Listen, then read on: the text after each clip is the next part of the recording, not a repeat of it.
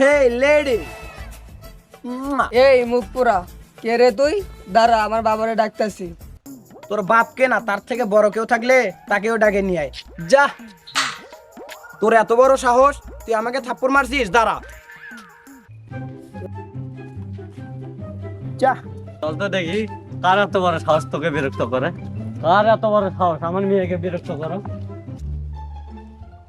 বলতো দেখি কে তোকে বিরক্ত করে। ও, তার মানে এটা আপনার মেয়ে? Very hot. তোর এত বড় সাহস আমার সামনে আমার মেয়েকে বাজে কথা বলি? এর বিনিময়ে আপনাকে পে করে দেওয়া হবে। এই মা, পে কি রে? দাঁড়াও, গুগলের সার্চ দিয়ে দেখি। এই পড়াশোনা করাইছি তোকে। এ পে কি রে?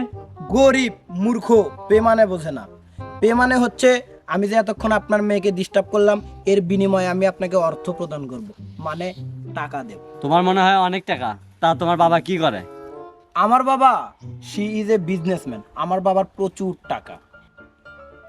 এই সুযোগটা তো হাতছাড়া করা যাবে না। বাবা জামাই, তুমি আমার মেয়েকে বিয়ে করে নাও। ও অনেক লক্ষ্মী মেয়ে।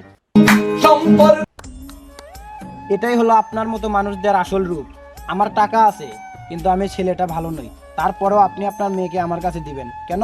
কারণ আমার টাকা আছে। শোনেন, টাকা দেখার আগে দেখুন ছেলে কেমন, ছেলের বাবা মা কেমন, কেমন তার ফ্যামিলি ব্যাকগ্রাউন্ড। আর এই মেয়েটাও না এতটা সস্তা নয় যে তাকে টাকার কাছে বিক্রি করে দিবেন। সমাজে আজ আপনার মতো কিটদের কারণে যোগ্য ব্যক্তিরা সম্মান পাচ্ছে না। জানেন কেন? কারণ আপনার মতো মানুষরা টাকা দেখে সবকিছুর বিচার করে। আসলে টাকা দিয়ে সবকিছুর বিচার করা যায় না। সবকিছুই শুধু টাকা দিয়ে কেনা যায় না। টাকা থাকলেই সবকিছু হয় না।